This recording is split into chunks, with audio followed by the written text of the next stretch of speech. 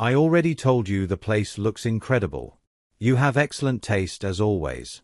I just want this weekend to be perfect. I promise. Dr. James Worthing stood at the floor-to-ceiling windows of his corner office at St. Dominic's Medical Center, phone pressed to his ear, voice warm with the kind of intimacy that comes easy when you believe no one is listening. The city sprawled below him, glass and steel catching the late afternoon light, but he was not looking at the view. He was already somewhere else. Somewhere quiet and private where questions were not asked and accommodations were not required. On the other end of the line, Claire Dunmore laughed. It was a bright, unguarded sound that had become familiar to him over the past year. The kind of laugh that made him feel lighter. Younger. Seen. I have been looking forward to this all week, she said. 3 days. No surgeries. No hospital politics. Just us. James smiled, glancing at his computer screen where a calendar reminder blinked in the corner. Medical conference. Riverwood. Friday through Sunday. The lie had been so easy to type. So easy to sell. It will be perfect, he said. I promise. He ended the call and immediately opened his messages. His thumb moved with practiced efficiency as he typed out a message to his wife. Heading to Riverwood Friday for the medical conference. Panel discussions run late, so I will probably be offline most evenings. Do not worry if I am hard to reach. He hit send and set the phone face down on his desk. Welcome back to another powerful story, my beloved listeners. Kindly tell where you are watching from and what time it is where you are at. If you are new here, prepare for a story of betrayal, unexpected love, and what truly makes a family. Drop everything and listen closely. This tale of heartbreak and redemption might just change how you view love and family forever. Dr. James Worthing had become very good at managing compartments. Work in one box. Claire in another. His wife Margo in a third. And the beauty of it, the thing that allowed him to sleep soundly at night, was that none of the boxes ever had to touch. He could be fully present in each space. Never lying outright. Just strategically editing the truth depending on his audience. It was not cruelty, he told himself. It was complexity. Life was complicated. People grew apart. Marriages became partnerships of convenience rather than passion. These things happened. He had not set out to hurt anyone. He had just stopped pretending that 15 years of marriage meant he was no longer allowed to feel alive. And Claire made him feel alive. She was sharp. Ambitious. A rising star in the cardiology department. 16 years younger than him but intellectually his equal. She looked at him the way people used to look at him before he became an institution. Like he was still someone worth discovering. Like his opinions were revelations rather than repetitions. Margo, by contrast, had become background noise. Not unpleasant. Not unloved. Just there. She had her project. The estate. The thing she had been consumed with for years. He could never quite remember the full name. Something about artists and residences and creating space for intellectual renewal. She spent most of her time there now, which was fine. It gave her purpose. It gave him space. It was a system that worked as long as no one asked too many questions. His phone buzzed. Margot's reply appeared on the screen. Okay. Safe travels. 2 words. No questions. No requests for him to call when he arrived. No mention of missing him. James felt a flicker of something. Not quite guilt, but its gentler cousin. He dismissed it. This was what they had become. Polite and parallel. And if he was honest, he preferred it this way. He pocketed his phone and returned to the surgical schedule in front of him, already thinking ahead to Friday. To the coastal drive. To a weekend where he would not have to be anyone's husband. Just a man with a beautiful woman and no obligations. It did not occur to him to wonder why Margo had stopped asking questions. It did not occur to him that silence could be strategy instead of surrender. It did not occur to him that his wife had her own compartments. Her own plans. Her own patience. But he would learn. 3 days later, James sat in a leather chair at his private club, scotch in hand, surrounded by men who had known him since medical school. His younger brother Todd leaned back with a grin that was equal parts amusement and judgment. So you are really doing this? Taking her to a couples retreat while your wife thinks you are at a medical conference? James shrugged, swirling the amber liquid in his glass. The ice clinked softly. Margo does not care. She is practically living at that estate of hers. I have not had a real conversation with her in months. Estate, another colleague Marcus interjected. I thought it was some boutique bed and breakfast situation. It is, James said. I mean, it is nice. She did a good job with it. But it is not like it is her career. It is a passion project. Something to keep her busy. Todd raised an eyebrow. Does she know that is how you see it? James bristled slightly. I have always been supportive. I told her to keep her maiden name for the business. I never asked her to give it up. But let us be honest. She does not need to work. The place is profitable, sure, but it is not like we depend on that income. Marcus nodded slowly, though his expression was unreadable. And Claire. She knows you are married. Of course she knows. I am not a liar. Todd snorted softly into his drink. You are literally lying to your wife right now about where you are going this weekend. James's jaw tightened. That is different. Margo and I have an understanding. We have been together 15 years. Things change. She has her life. I have mine. We are just figuring out what comes next. Does she know you are figuring that out? Todd asked. The question hung in the air. James did not answer. Instead, he drained his glass and signaled for another round. The conversation shifted to safer topics. Mutual funds. Vacation properties. Upcoming elections. But Todd's question lingered, unacknowledged but not quite dismissed. When the evening ended and James returned to his penthouse, he found himself standing in the living room looking at the framed photograph on the mantel. It was from their wedding. 15 years ago. Margo in a simple white dress, smiling at him like he had hung the moon. Her eyes full of trust. Full of certainty that he was someone worth building a life around. He tried to remember the last time she had looked at him that way. He could not. He told himself it did not matter. People changed. Love evolved.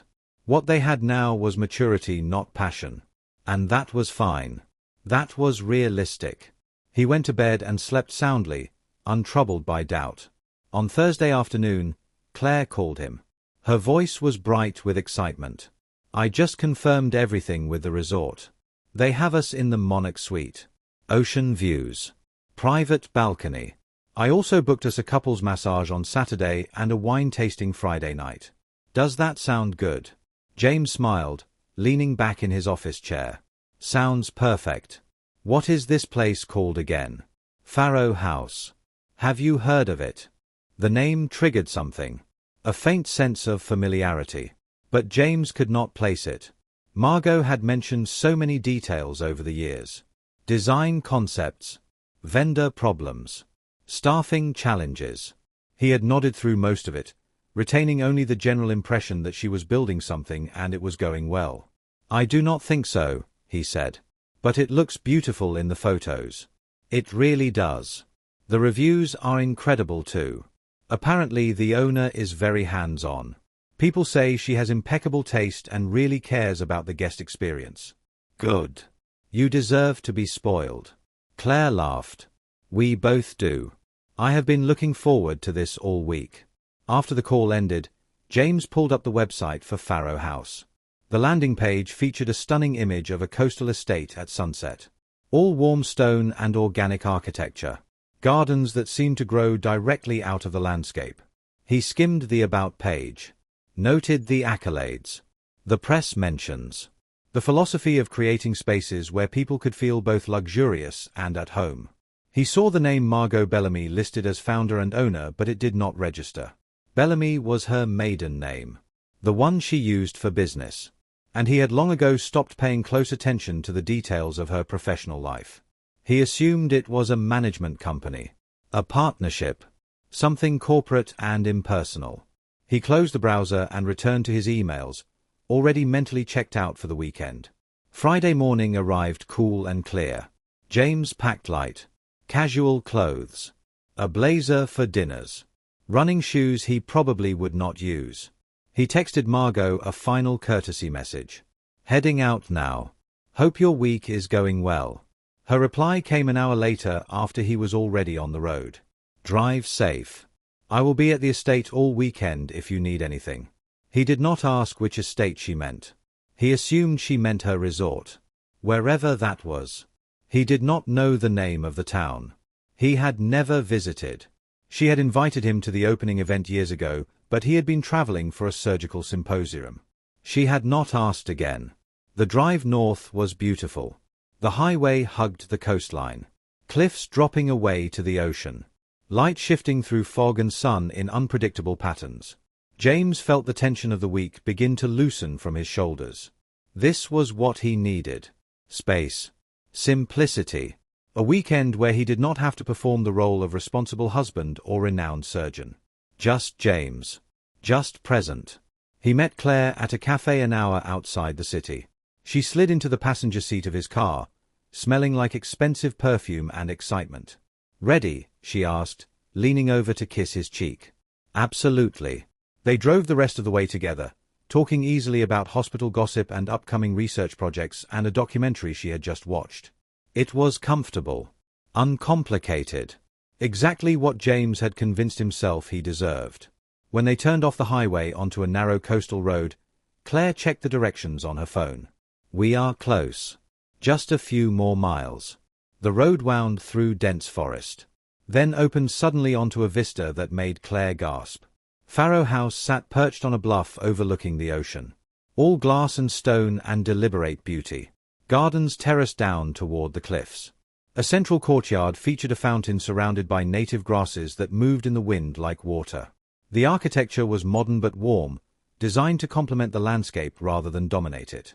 "Wow," Claire breathed. "This is even better than the pictures." James nodded, genuinely impressed.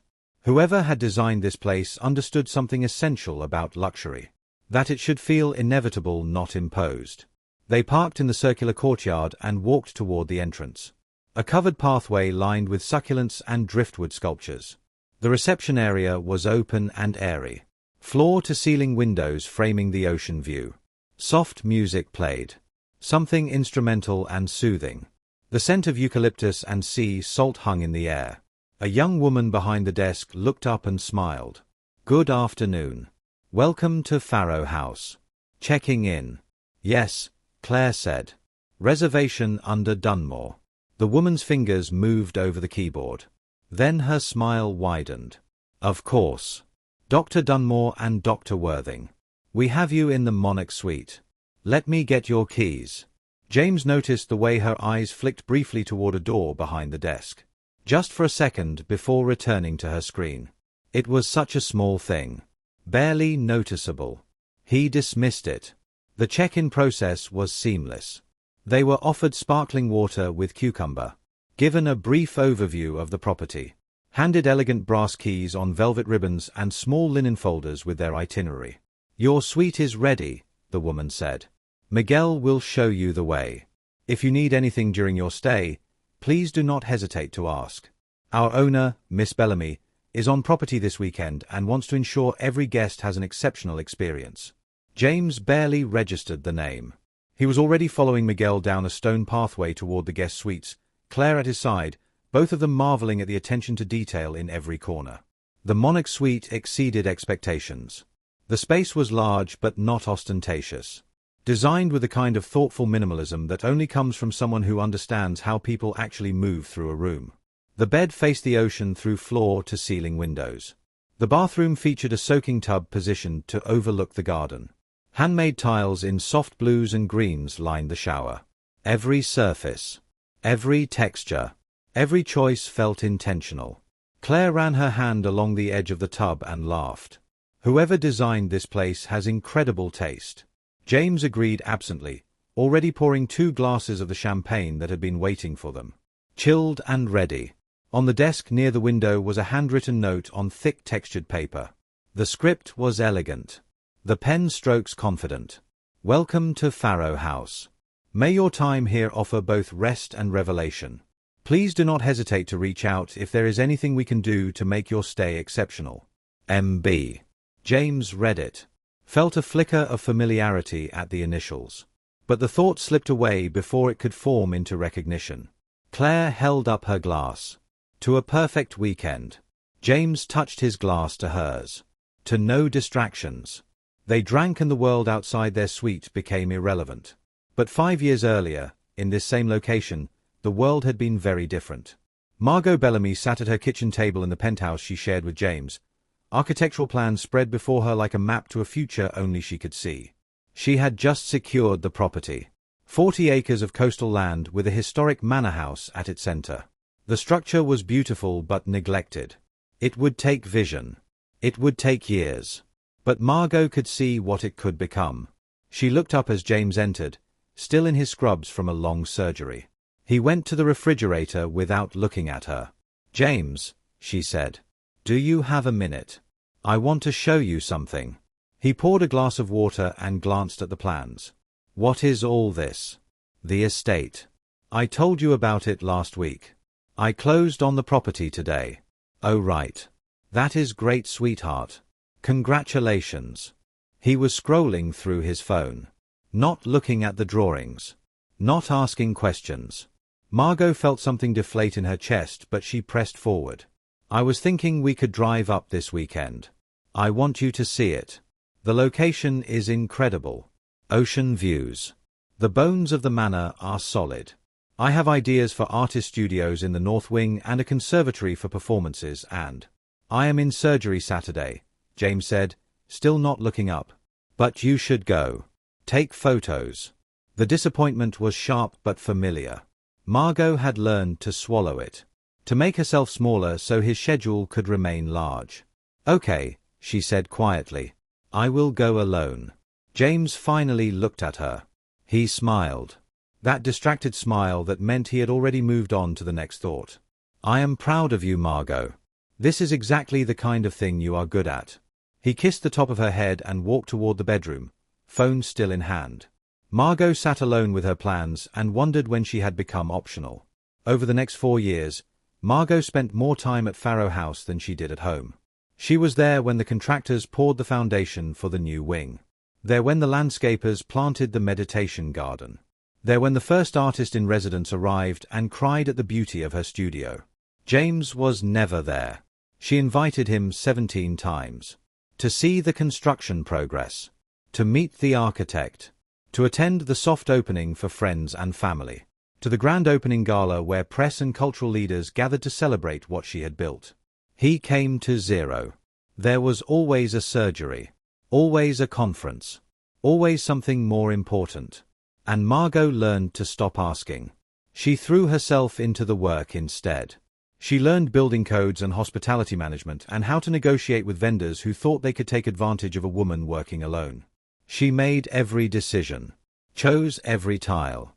Approved every menu item. Hired every staff member.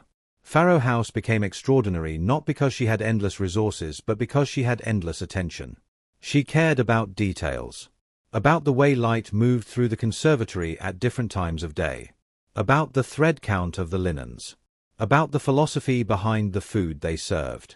She built something that mattered. And James never noticed. 3 years into construction, Margo missed one of James's hospital galas. She had tried to make it work. Had planned to drive back from the estate in time. But the contractor had discovered a structural issue that needed immediate attention. She had to stay. She called James to explain. "This was important for my career," he said. His voice was tight with irritation. "I needed you there. I know. I am sorry. But this could not wait. If we do not address this now, the whole timeline gets pushed back months. Margo, it is a building. It will still be there tomorrow." The words landed like a slap. "It is not just a building," she said quietly. "It is 5 years of my life." There was a pause. Then James sighed. "I know. I am sorry. I am just tired. We will talk when you get home." But they did not talk. Because by the time Margo got home, James had already moved on. Already forgotten. Already back to the rhythm of his life where her work was scenery and his was substance. And Margo realized something that would change everything. He would never see her. Not really. Not unless she forced him to. 2 years before James would bring Claire to Pharaoh House, Margo stood in the grand hall on opening night, surrounded by 200 guests who had come to celebrate what she had created. The space glowed with candlelight. A string quartet played near the windows. Waiters moved through the crowd with champagne and small bites that had taken her chef 3 months to perfect. Margo wore a dress the color of midnight. Her dark hair was swept back. She looked elegant, powerful, completely in her element. And James was not there. He had confirmed his attendance 3 weeks prior. Then called that morning with apologies. Emergency surgery. A patient he could not leave. She understood, of course. She always understood. Margo's father found her near the fountain in the courtyard, away from the crowd. "Where is James?" he asked. "Working," Margo said. "There was a surgery." Her father looked at her for a long moment. "On the most important night of your professional life." Margo said nothing. Her father put a hand on her shoulder. "You built this, Margo. You. Not him. Do not forget that." She nodded. Felt tears threaten. Pushed them down. That night, after the guest had gone and the staff had cleaned up, Margo sat alone in her office and made a decision. She would stop waiting for James to see her. She would stop trying to fit her accomplishments into the narrow space he had allotted for them. She would simply build her life. And if he never noticed, that would tell her everything she needed to know. 1 year before the weekend that would end their marriage, Margo began to notice changes. James was more distant, more secretive. He smiled at his phone in ways he had not smiled at her in years. She did not confront him. She watched. She found a receipt from a restaurant she had never been to. Noticed work dinners on his calendar that seemed to run later and later. Heard him on the phone in his office, voice low and warm in a way it had not been with her in a decade. Margo was not stupid. She knew what this was. And strangely, she felt relief. Because it confirmed what she had suspected for years. That James had already left their marriage emotionally. He just had not bothered to tell her. 6 months before Claire would unknowingly book a romantic weekend at her lover's wife's resort, Margo sat in a divorce attorney's office in the city. The attorney, a sharp woman named Catherine Reynolds, reviewed the financial documents Margo had brought. "Pharaoh House is entirely in your name," Catherine said. "You financed it independently. Your husband has no ownership stake." "Correct," Margo said. "And you want to keep it in the divorce." "It is not about wanting to keep it. It is mine. I built it." Catherine smiled. "Then this should be straightforward. The penthouse is in both names. Investments are joint. We will negotiate a clean split. You keep the estate. He keeps the penthouse and his medical practice. No alimony necessary given your income from Pharaoh House." Margo nodded. "I do not want his money. I just want out. When do you want to file?" Margo paused. "Not yet. I will let you know when." Catherine raised an eyebrow but did not push. Margo left the office feeling lighter than she had in years. The end was coming. She just needed the right moment. The moment when James would finally, undeniably, see what he had missed. 3 weeks before the trip, that moment arrived. Margo was in her office at Pharaoh House reviewing the weekend bookings when Timothy, her general manager, knocked softly.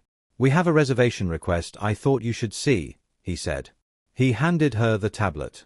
Margo glanced at the screen with professional detachment. Then she saw the names.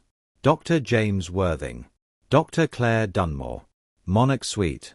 3 nights. The world went very quiet. Timothy was watching her carefully. "Is there a problem?" Margo looked up. Met his eyes. Made a choice. "No," she said. "Approve the booking. Give them the best suite. Make sure every detail is perfect." Timothy's expression shifted just slightly. He was too professional to ask questions, but he was not stupid. He had worked with Margo for 5 years. He knew she was married. He knew her husband's name. "Are you certain?" he asked quietly. "I am." He nodded once and left the office, closing the door behind him. Margo sat alone with the information, waiting for the emotional response to arrive. Rage. Grief. Devastation. Instead she felt cold clarity. James was bringing his mistress here. To her estate. To the place she had built with her own vision and refusal to compromise. He was doing it because he did not know.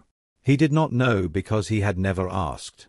He had never asked because he had never cared enough to pay attention. And that inattention was about to cost him everything. Margo spent the next 2 weeks preparing. Not sabotage. Not traps. Just excellence. She ensured the Monarch suite was flawless. New linens. Fresh flowers. The best champagne in the cellar. She personally reviewed the tasting menu with her chef, making small adjustments to ensure it would be unforgettable. She briefed the staff without explaining why. We have VIP guests arriving Friday. I want everything to be perfect. I will be handling some of the interactions personally. No one questioned her. They trusted her judgment. And Margo spent the quiet evenings walking the property, reconnecting with every choice she had made. The stones she had selected for the pathways. The native grasses she had insisted on for the gardens. The way the light moved through the conservatory windows at sunset. She had built this. Not James. Not his money. Not his connections. Her. And he was about to learn exactly what that meant. Now, driving up the coastal road with Claire beside him, James had no idea that every mile was bringing him closer to a reckoning 5 years in the making. They arrived at Pharaoh House in the late afternoon. The golden light made everything look like a painting. Claire could not stop marveling. James, this is incredible. Look at those gardens. Look at the architecture. James agreed. It was objectively beautiful.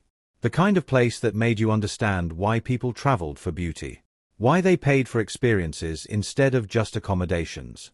They checked in smoothly. Were shown to their suite. Drank champagne with ocean views. Made love with the windows open and the sound of waves in the distance. James felt good. Felt right. Felt like a man who had made smart choices. That evening they dressed for dinner. The main hall was set for 12 guests. The other couples were interesting. A novelist and her husband. A retired judge. A pair of artists in residence. The conversation was intelligent. The wine was excellent. And the food was extraordinary. Each course arrived like a small piece of art. Seared scallops with citrus foam. Duck breast with blackberry reduction. Vegetables prepared in ways that made them seem revelatory. Dessert was a deconstructed lemon tart that tasted like memory. Claire was effusive. When their server returned to clear plates, she smiled up at him. Please tell the chef this was incredible. Truly one of the best meals I have had in years. The young man nodded. I will pass that along. Our culinary program was designed in collaboration with our owner. She believes food should tell a story about the place. Everything you ate tonight was sourced within 50 miles.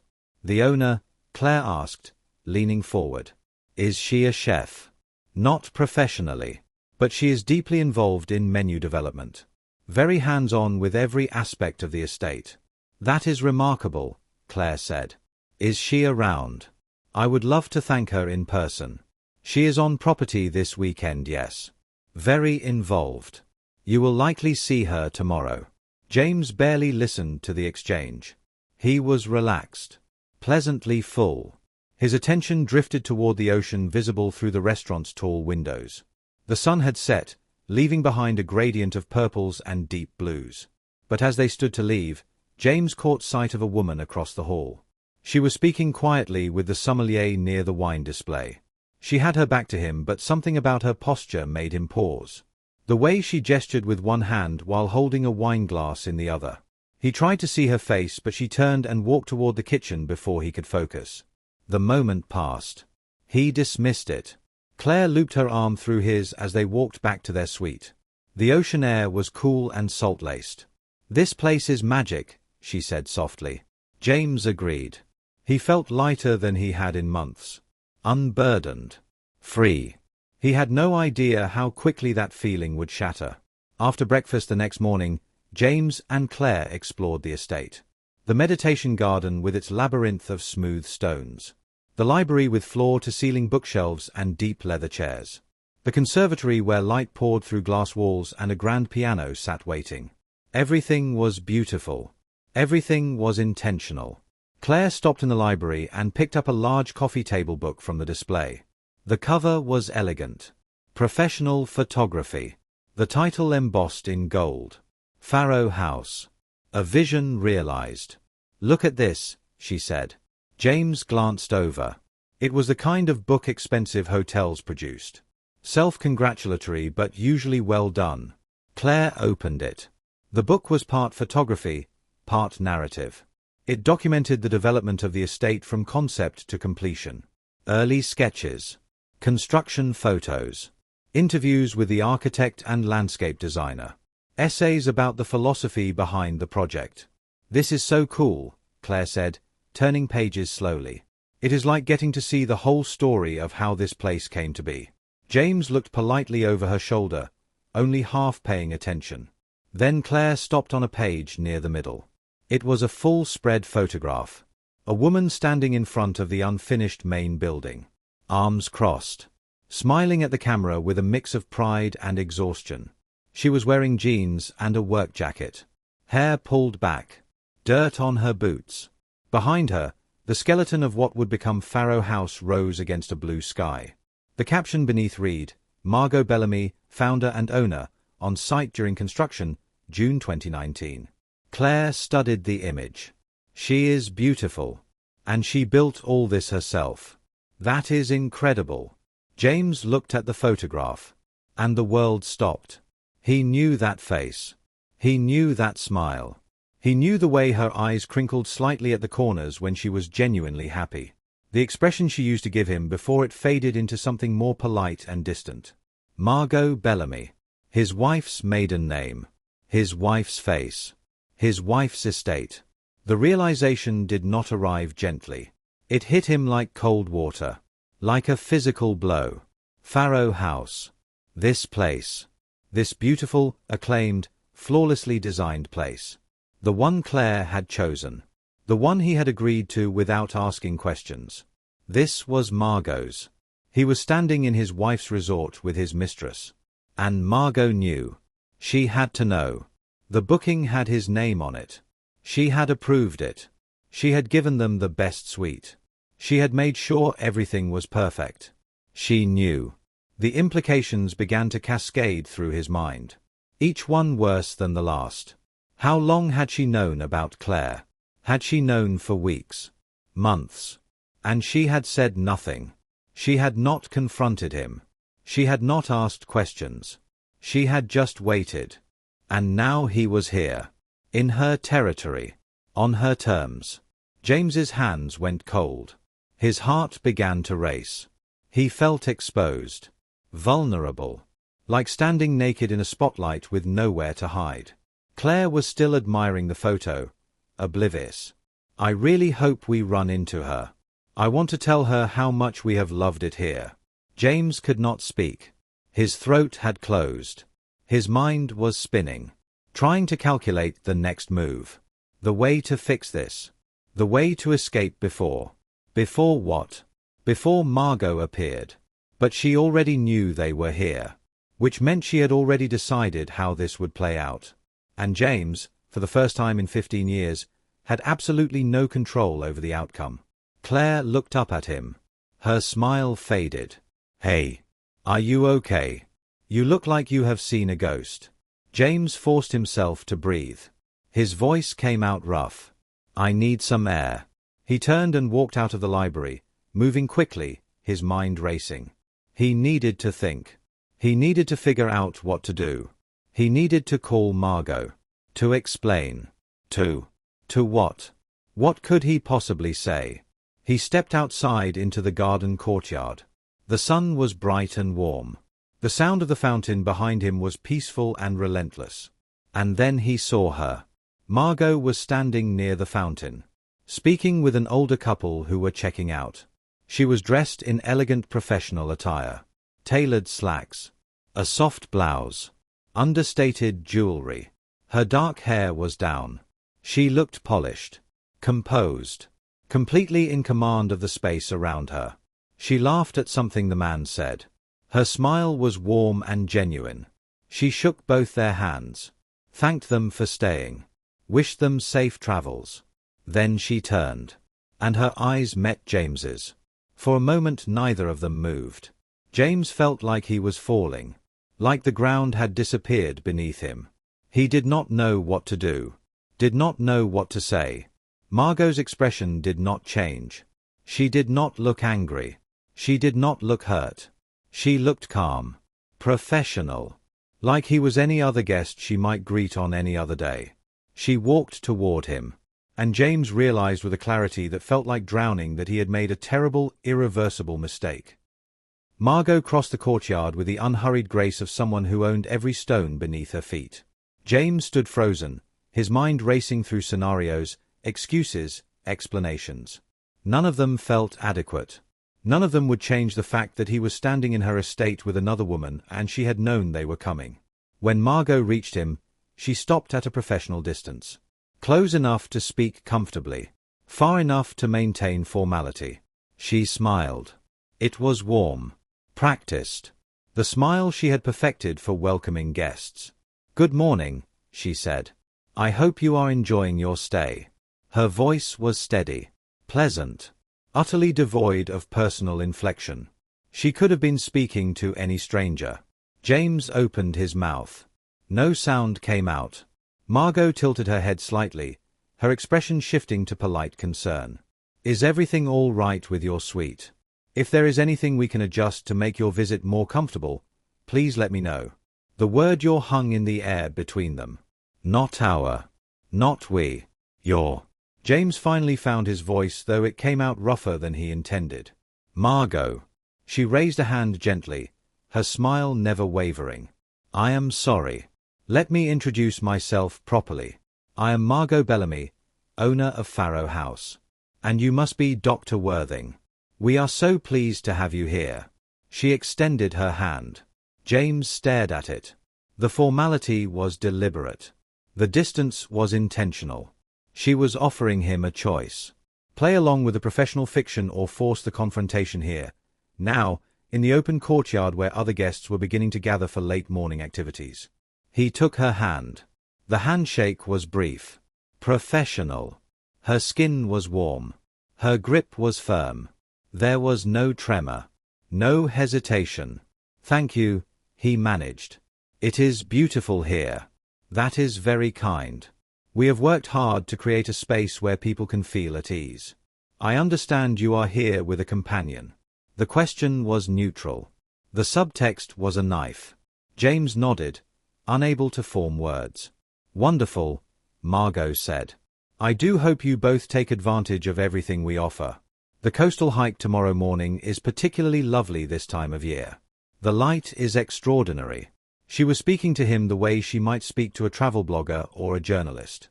Warm, informative, completely detached from any personal history. James felt something close to panic rising in his chest.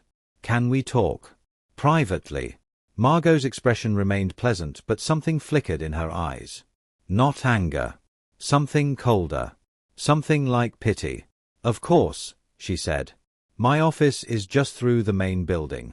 If you would like to follow me." She turned and walked toward the entrance. Her posture was relaxed, her pace unhurried. James followed, feeling like a child summoned to the principal's office. They passed through the reception area where the young woman behind the desk looked up and smiled at Margo, who returned it with easy warmth. They walked down a hallway lined with black and white photographs of the coastline. At the end was a door with a small plaque that read simply, "M. Bellamy, owner."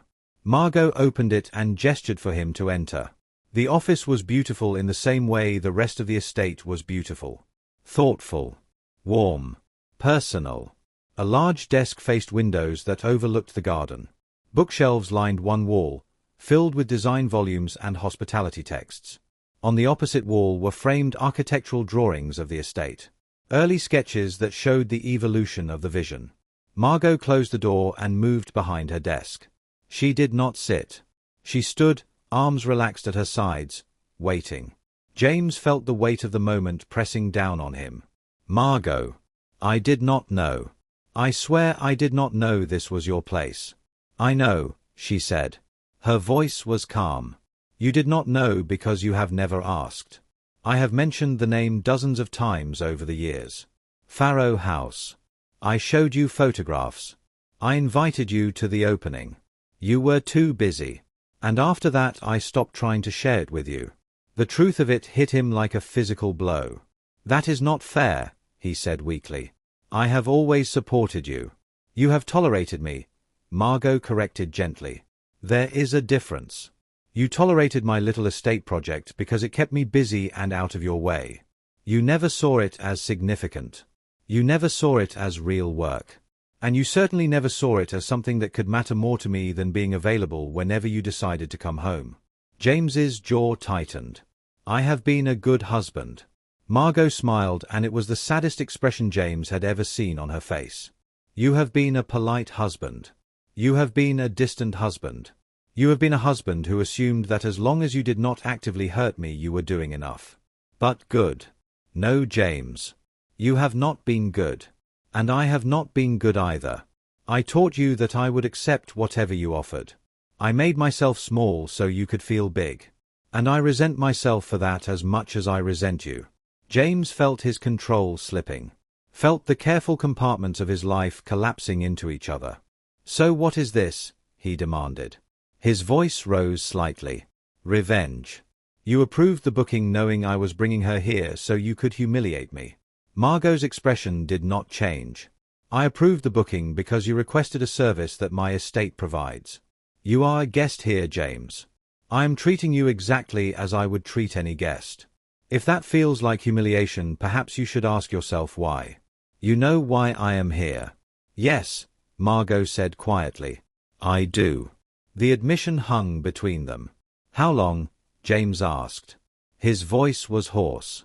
How long have you known? About Claire. Long enough. Why did not you say anything? Margo walked to the window. Looked out at the gardens she had designed. Because I wanted you to see this first. I wanted you to stand in something I built and realize you never knew it existed. The affair is just a symptom, James. The disease was your inattention. James felt like he was drowning. What happens now? You finish your weekend. You are paid through Sunday. I will not cause a scene. I will not approach Dr. Dunmore. I will simply be here doing what I have always done. And then you go home to a penthouse I will no longer be living in. My attorney will contact you Monday. The separation will be quiet and efficient. Margo, he said desperately, please. We can fix this. I will end it with Claire. We can go to counseling. I do not want to fix this. The words were simple. Final. Margo turned from the window to face him. I wanted to fix it. For years. I wanted you to ask about my day. To remember the name of this place. To visit once. To look at me the way you used to. I wanted you to see me. Her voice stayed steady. But I do not want that anymore. I do not want to be with someone who needs a crisis to remember I exist. I love you, James said. You love the idea of me. The wife who did not ask questions. Who made space for your life. Who stayed small. But I am not small, James. I never was. You just stopped looking. She walked to the door. Opened it. Your suite is ready. Breakfast is at 8. Enjoy the rest of your evening. The dismissal was clear. Professional. Absolute. James stood there for a moment, wanting to say something that would undo this. Something that would reset the clock to before he had made the booking. Before he had stopped seeing her. Before he had let 15 years pass without really looking at his wife. But there was nothing to say. He walked past her into the hallway. She closed the door softly behind him. James made his way back through the building in a daze. Other guests passed him, smiling, relaxed, enjoying their weekend. He felt like a ghost moving through a world he no longer understood. When he reached the Monarch suite, Claire was on the balcony reading. She looked up as he entered. There you are. Are you feeling better? James tried to smile. Just needed some air. I am fine. She returned to her book, Content. James poured himself a whiskey from the bar cart. His hands were shaking. He walked to the window and looked out at the gardens. The same gardens Margo had designed. The same paths she had chosen. The same vision she had brought to life while he was busy not paying attention. He thought about their conversation. About the way she had looked at him. Not with anger. Not even with hurt. With something worse. With finality. He had lost her. Not today. He had lost her years ago. He just had not noticed. That night James could not sleep. Claire lay beside him, breathing softly, unaware that the beautiful weekend she had planned was the site of his complete unraveling. James stared at the ceiling and replayed moments he had forgotten. Margo showing him fabric samples for the guest rooms and him saying that is nice without looking up from his phone. Margo asking if he wanted to drive up for the weekend to see the construction progress and him saying maybe next month. Margo mentioning that a journalist from a design magazine was coming to interview her and him saying that is great honey as he walked out the door. 17 times, Margo had said. She had invited him 17 times. He tried to remember even one. He could not. He thought about Claire. About what this relationship actually was. Not love. Not really. It was novelty. It was the feeling of being admired by someone who did not know him well enough to be disappointed yet. But Margo had known him. Had seen all of him. Had built a life alongside him for 15 years. And he had repaid that by forgetting the name of the most important thing she had ever created. Around 3 in the morning, James got up. Pulled on clothes. Walked out onto the balcony. The ocean was dark, visible only as movement and sound. Waves hitting the cliffs below. He wondered if Margo was awake. If she was in her office reviewing schedules and guest requests like she probably did every night. Working. Building. Creating something that mattered. Without him. The thought was unbearable. By the time the sun rose, James had made a decision. He could not stay. Could not sit through breakfast and massages and wine tastings while his marriage ended in slow motion around him. When Claire woke, he was already dressed. "I am not feeling well," he said. "I think I need to leave early." Claire sat up, concerned. "What is wrong? Should I come with you?" "No. Stay. Enjoy the weekend. I will send a car for you on Sunday." "James, are you sure?" "I am sure. I am sorry. I just need to go home." She looked confused but did not push. "Okay. Feel better." He kissed her forehead. A gesture that felt hollow even as he did it. He packed quickly. Threw clothes into his bag without folding them. Every minute in the suite felt like exposure. Like standing in a museum dedicated to his failures. He carried his bag to the car. The morning was cool. Mist still hung over the gardens. A few early guests were walking the grounds. Everything was peaceful. Beautiful. Perfect. And none of it was his. As James loaded his bag into the trunk, he saw Margo in the distance. She was near the pond, speaking with someone who looked like a landscaper. She was gesturing toward a section of the garden, explaining something. Even from this distance he could see the animation in her face. The engagement. She did not look his way. James wanted to go to her. To say something. To try one more time to make her understand that he had not meant for this to happen. That he had not set out to hurt her. But what would be the point? She had already told him the truth. He had hurt her not through the affair but through years of inattention. Through every moment he had chosen not to see her. Through every invitation he had declined. Through every detail he had forgotten. The affair was just the evidence. The proof of what she already knew. He got in his car. Started the engine. Looked back at Pharaoh House one last time. The manor sat on its bluff, golden stone glowing in the early light. Gardens terraced down toward the ocean. Every detail intentional.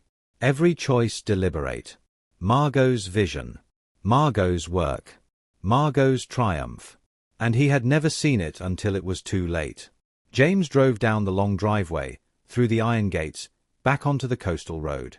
He drove for an hour before he had to pull over. He sat in a rest area overlooking the ocean and let himself feel the full weight of what he had lost. Not just Margo, but the version of himself that she had believed in 15 years ago. The man she had looked at like he had hung the moon. The man she had trusted to witness her life. He had betrayed that trust not with one lie but with thousands of small absences. And now it was over. James eventually made it back to the city. Back to the penthouse that suddenly felt too large and too quiet. He walked through rooms that still held traces of Margo. Her books on the shelf. Her jacket on the hook by the door. Her coffee mug in the cabinet. But Margo herself was gone. He checked the bedroom. Her closet was half empty. She had taken clothes. Essentials. Enough to not need to come back. On the kitchen counter was an envelope. His name in her handwriting. Inside was a single sheet of paper. James. By the time you read this, I will have moved my remaining things out. My attorney Catherine Reynolds will contact you Monday to begin separation proceedings. I am not interested in a long negotiation. You keep the penthouse and your investments. I keep Pharaoh House. We split the joint accounts evenly. I am not asking for alimony. I do not want anything from you except my freedom. Please do not contact me.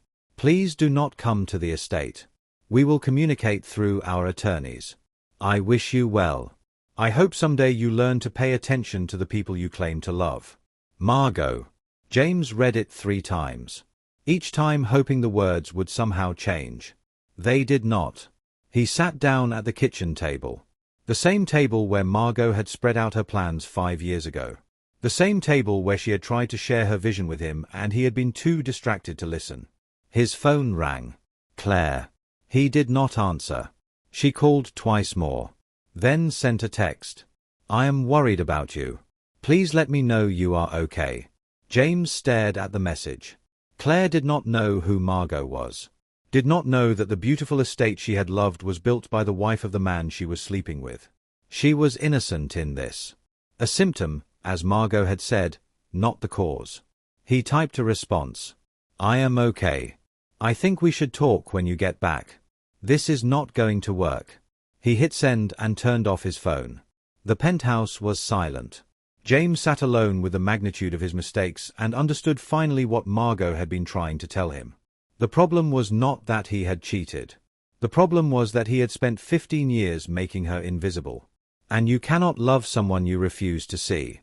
While James sat alone in an empty penthouse, Margo stood in her office at Pharaoh House reviewing the week's schedule. It was Sunday evening. The weekend guests had checked out. The property was quiet. Peaceful. Timothy knocked and entered. He is gone. Left yesterday morning. Dr. Dunmore stayed through checkout today. She asked if she could book again next month. Margo looked up. What did you tell her? That we would check availability. Timothy paused. Then added gently, Are you all right? Margo considered the question. She had expected to feel something dramatic. Grief. Rage. The sharp pain of a marriage ending. Instead she felt lighter. Like she had been carrying something heavy for so long she had forgotten it was there. And now it was gone. I am fine, she said. Better than fine, actually. Timothy nodded. Good. You deserve to be. After he left, Margo walked through the estate. The evening was cool. The ocean air carried the scent of salt and eucalyptus.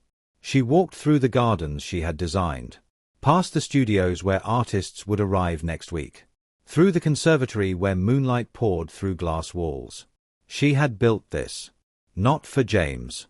Not because of James. Not even in spite of James.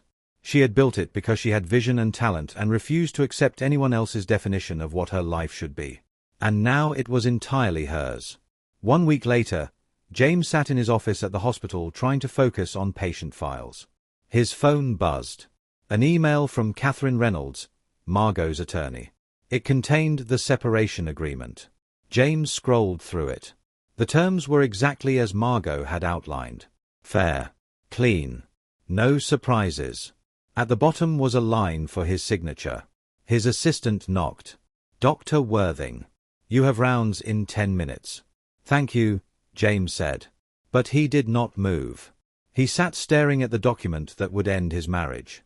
Thinking about how easy it would be to sign. How simple Margo was making this. She was not punishing him. Not taking more than she was owed. Not dragging this out. She was just leaving. And somehow that was worse than any revenge she could have orchestrated. James signed the document. scanned it, sent it back. It was done. 3 months later, James was exactly where he had been before. Successful surgeon. Respected in his field. Professionally accomplished. And completely alone.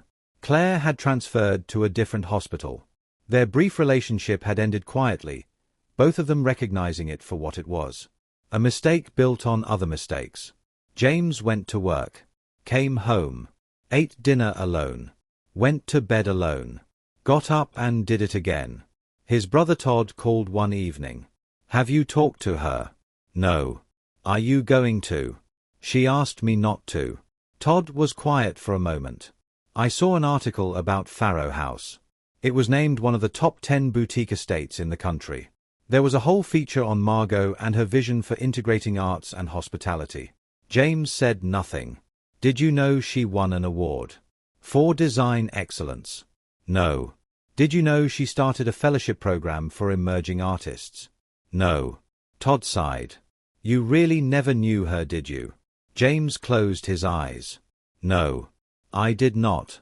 After the call ended, James looked up the article Todd had mentioned. It was in a major design publication. 3 pages. Photographs of the estate. An interview with Margo. She looked radiant. Confident. Fully herself. The interviewer asked, "What has been the most rewarding part of building Pharaoh House?" Margo's answer, "Learning that I did not need anyone's permission to create something meaningful. I spent years waiting for validation that never came. And then I realized the only validation that mattered was my own. Building this estate taught me that I am enough. My vision is enough. And I do not need someone else to see it for it to be real." James read the words 3 times. He had spent 15 years married to an extraordinary woman and never once asked her to show him what she was capable of. And now he never would. 6 months after the weekend that ended their marriage, Margo stood on the terrace at Pharaoh House watching the sun set over the ocean. The estate was hosting an exhibition opening. The conservatory was filled with guests. A sculptor whose work Margo had championed. A journalist from an arts magazine.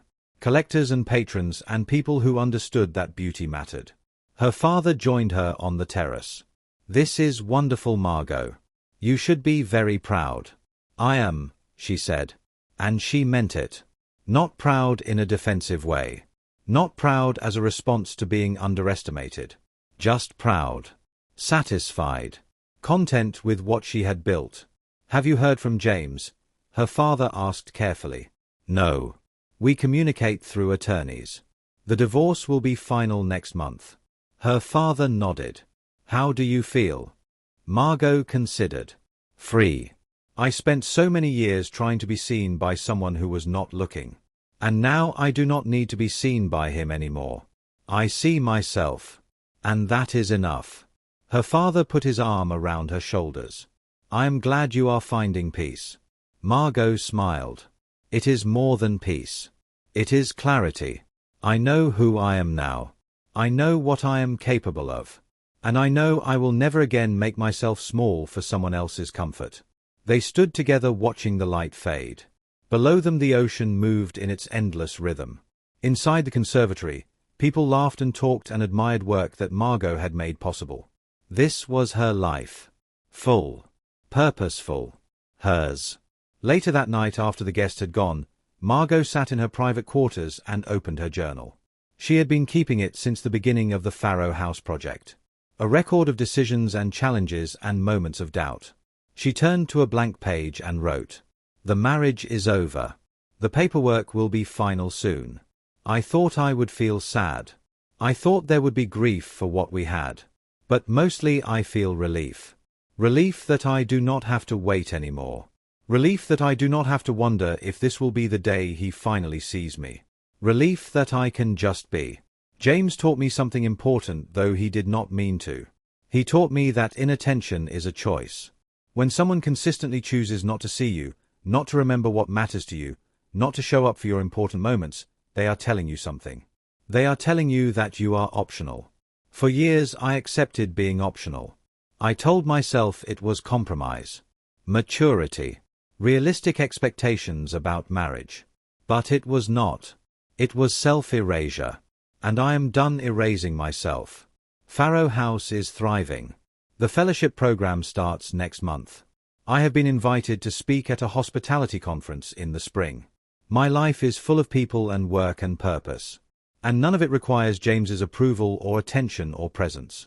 I do not hate him. I do not wish him harm. I just do not need him. And that might be the greatest gift he ever gave me. The gift of realizing I am complete without him. Margo closed the journal. Looked out her window at the estate grounds under moonlight. Every stone. Every garden. Every choice. Hers. She had been seen all along. Just not by him. And that was his loss. Not hers. In his penthouse across the city, James lay awake. He did this often now. Lay in the dark thinking about what he had lost. Not just Margo, but the life they could have had if he had paid attention. If he had shown up. If he had asked questions and remembered answers and treated her work as seriously as she treated his. He thought about the moment in the library at Pharaoh House when he had seen her photograph and the world had stopped. The moment he realized he had spent 5 years married to a woman who was building something extraordinary, and he had not even known where it was. What did that say about him? What did it say that he could live with someone for 15 years and not know the most basic facts about what mattered to them? James had started therapy. His therapist, a woman in her 60s with kind eyes and no patience for deflection, had asked him a question in their last session. When did you stop seeing your wife? James had tried to answer. Had tried to pinpoint a moment. But there was no moment. It had been gradual. A slow fade. 1,000 small choices to look at his phone instead of her face. To say that is nice instead of tell me more. To skip events because they were not convenient instead of inconveniencing himself because she mattered. Death by 1,000 absences. And now she was gone. The divorce papers had arrived. He had signed them. Sent them back. It was done. James would continue his career. Would remain successful and respected. Would eventually perhaps date again, though the thought exhausted him. But he would never have another chance with Margo. And he would spend the rest of his life knowing that he had been given something precious and rare. A partner who was brilliant and creative and loyal. A woman who had tried for years to share her world with him. And he had been too distracted to notice until it was too late. Some losses cannot be undone. Some doors once closed do not reopen. James understood that now. He just wished he had understood it when it could have made a difference. 1 year after the weekend at Pharaoh House, Margo stood in the same library where James had seen her photograph and realized the truth. But today she was not thinking about James. She was giving a tour to a group of young women entrepreneurs. Women in their 20s and 30s who were building businesses and non-profits and creative ventures. Women who had written to ask if they could visit Pharaoh House to learn how she had built it. Margo walked them through the estate, telling the story of its creation. The early vision. The challenges. The moments of doubt. The decision to move forward even when people told her it was too ambitious. One of the women, a software designer named Priya, asked a question. Did you ever want to give up? Margo smiled. Every day for the first 2 years. Building something this large is terrifying. You doubt yourself constantly. You wonder if you are making the right choices. If anyone will care about what you are creating. What kept you going? Another woman asked. Margo thought about it. The truth is I realized I was building this for myself first. Not for recognition or profit or anyone else's approval. I needed to know I could do it. I needed to prove to myself that I was capable of creating something meaningful. And once I understood that, the doubt did not go away, but it did not stop me anymore. The women nodded, taking notes, asking follow-up questions. After the tour, Priya approached Margo privately. Thank you for this. For showing us that it is possible. I am in the middle of launching my company and some days I feel like I am drowning. But seeing what you built, knowing you did it, it helps. Margo put a hand on her shoulder. You will do it. Just do not wait for permission. Do not wait for someone to tell you your vision is valid. If it matters to you, that is enough. Priya's eyes filled with tears. She nodded. Thank you. After the women left, Margo walked through the estate alone. This was her favorite time of day. Late afternoon when the light turned golden and the property felt both alive and peaceful. She thought about James occasionally. Wondered if he was well. Hoped he had learned something from their ending. But mostly she did not think about him at all. Her life had moved forward. Had expanded into spaces she had not known were possible. She was writing a book about her design philosophy. She had been interviewed for podcasts and magazines. She was mentoring young creators through the fellowship program. And she was happy. Not in a loud performative way. Just quietly content with the life she had built. One evening Margo sat on her private terrace with a glass of wine and watched the ocean. The sun was setting. The sky was layered in shades of orange and pink and purple. Her phone rang. A number she did not recognize. She almost did not answer. But something made her pick up. Hello. Margo. It is James. She was quiet for a moment. Surprised but not upset. Just surprised. James. Is everything all right? Yes. I know you asked me not to contact you. And I have respected that. But the divorce was finalized today and I needed to say something. Margo waited. I am sorry, James said. His voice was rough. I am sorry for all of it. For not seeing you. For not showing up. For taking 15 years of your life and treating them like they did not matter. You deserved better. You deserved someone who paid attention. Someone who remembered. Someone who saw you. Margo felt a strange calm. Thank you for saying that. I saw the article about the award you won. And the fellowship program. You are doing incredible things. I am doing what I have always done, Margo said gently. You just never looked. There was a long pause. I know that now. And I am sorry it took losing you to understand it. Margo looked out at the ocean. The light was fading. Stars beginning to appear. I hope you are well, James. I hope you find what you are looking for. But I need you to know that I have forgiven you. Not because you asked. But because I do not want to carry it anymore. I am moving forward. I am building a life I love. And I do not have room for resentment. Thank you, James said quietly. That is more than I deserve. Maybe. But it is what I need. Take care of yourself, James. You too, Margo. She ended the call. Sat for a moment with the phone in her hand. Then she set it down. Picked up her wine glass. Looked out at the view. The ocean moved in its endless rhythm. The estate behind her glowed with warm light. Tomorrow she had meetings with architects about expanding the residency program. Next week she was giving a keynote speech. Next month she was traveling to see a property she was considering for a second location. Her life was full. Not because she had recovered from James. But because she had discovered herself. And that was worth everything. Years from now people would ask Margo about the divorce. About how she had survived it. About what she had learned. And she would tell them the truth. She would say that inattention is not neutral. It is not passive. It is a choice to look away. To diminish. To forget. She would say that you cannot love someone you refuse to see. She would say that she had spent years trying to be worthy of someone's attention. And then one day she realized she already was.